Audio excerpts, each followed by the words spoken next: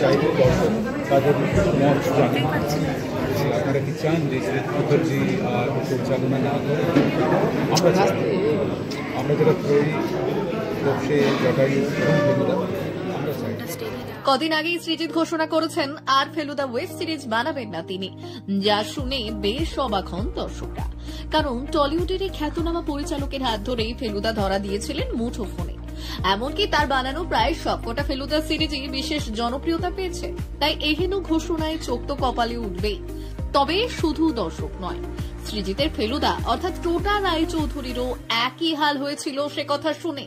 এমনকি স্টেজেই চোখ ছলছল করে ওঠে তার।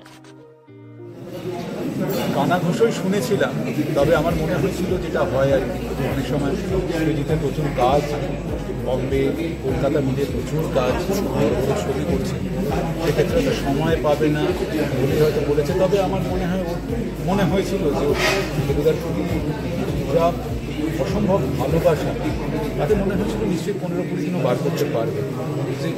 একেবারে মনস্থির। সৃজিতের বানানো সবকটা ফেলুদা সিরিজই বিশেষ জনপ্রিয়তা পেয়েছে, তাই এহেন ঘোষণায় চোখ তো কপালে উঠবেই।